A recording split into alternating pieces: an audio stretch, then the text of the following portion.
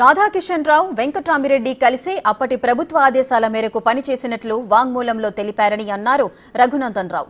వెంకట్రామిరెడ్డి డబ్బులు వసూలు చేసి బీఆర్ఎస్ పార్టీకి ఇచ్చారని, పోలీసు వాహనాల్లో తరలించారని తెలియజేశారు. క్లియర్ ఎవిడెన్స్లు ఉన్నా ఎందుకు అరెస్ట్ చేయట్లేదని డీజీపీని ప్రశ్నించారు.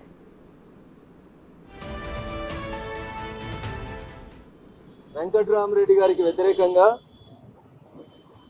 పంజాగుట్ట టెలిఫోన్ ట్యాపింగ్ కేసులో అరెస్ట్ అయినటువంటి రాధాకిషన్ రావు అనేటువంటి డీసీపీ కేటగారికల్గా తన కన్ఫెషన్ స్టేట్మెంట్లో ఒక ఎస్ఐని, ఒక పోలీస్ వాహనాన్ని డబ్బుల ట్రాన్స్పోర్ట్ కోసమని ప్రస్తుతం ఉంటున్నటువంటి వెంకట్రామిరెడ్డి గారి నివాసము, దాని పక్కన ఉన్నటువంటి విల్లా నెంబర్ 249లో ఉన్నటువంటి దివ్యచరణ్ రెడ్డి అనేది అటాచ్ చేసిండని 29 మార్చ్ పి రాధాకిషన్ రావు అనేటువంటి డీసీపీని అరెస్ట్ చేసి కోర్టులో రిమాండ్ చేసినప్పుడు 29 మార్చ్ రోజు రాధాకిషన్ రావు గారు పోలీసులకు ఇచ్చిన వాంగ్మూలంలో చాలా స్పష్టంగా చెప్తాడు.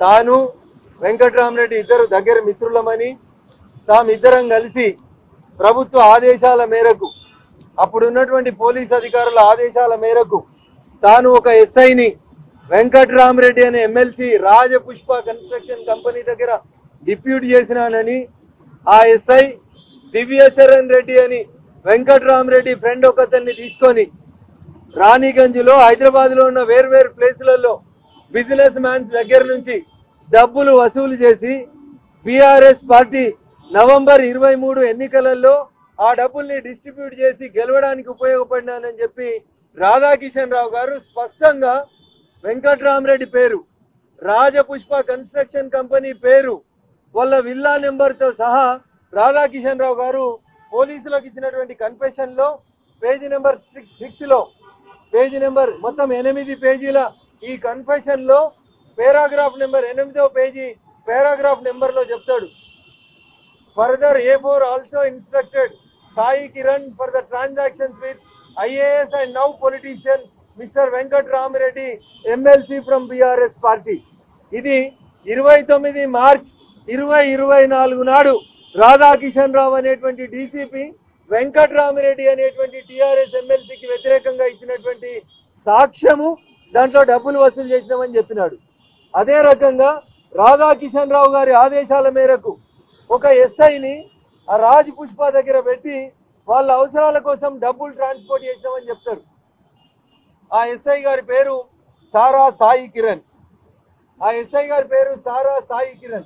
ఈ సారా సాయి కిరణ్ అనేటువంటి ఎస్ఐ గారిని పంజాగుట్ట క్రైమ్ నెంబర్ 243 ఆఫ్ 2024లో కేసు ఇన్వెస్టిగేట్ చేస్తున్నటువంటి ఆఫీసర్ ఈయన వాంగ్మూలాన్ని, ఈయన స్టేట్మెంట్ని రికార్డ్ చేసినప్పుడు ఈ సారా సాయి కిరణ్ గారు చెప్తారు, తాను వెంకట్రామిరెడ్డి ఇంటి దగ్గర రాధాకిషన్ రావు గారి ఆదేశాల మేరకు పనిచేసినానని, పోలీసు వాహనంలో డబ్బులు తరలించినానని చెప్పి సారా సాయి కిరణ్ అనేటువంటి అప్పటి ఎస్ఐ, ప్రస్తుతం సిఐగా ప్రమోట్ అయినటువంటి వ్యక్తి చెప్తాడు.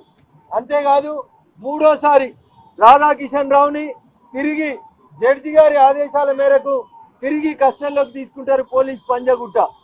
రెండోసారి పోలీస్ కస్టడీలోకి తీసుకున్న తర్వాత ఏప్రిల్ 9వ తారీఖు రోజు రాధాకిషన్ రావు గారి వాంగ్మూలాన్ని మళ్ళా investigating officer IO ACP Banjara hills record చేస్తాడు.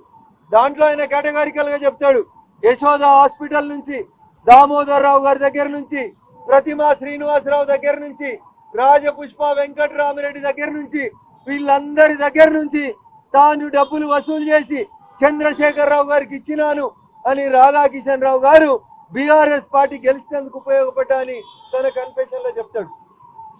నేను ఈరోజు ఈ కన్ఫెషన్ కాపీలన్నీ డీజీ గారికి ఇవ్వడంతో పాటు నేను స్పష్టంగా డీజీ గారిని అడిగినాను, బయట వ్యక్తుల కన్ఫెషన్ పక్కన పెట్టండి, మీ ఎస్ఐ కన్ఫెషన్ ఉంది, మీ డీసీపీ టాస్క్ ఫోర్స్ రాధాకిషన్ రావు కన్ఫెషన్ ఉంది.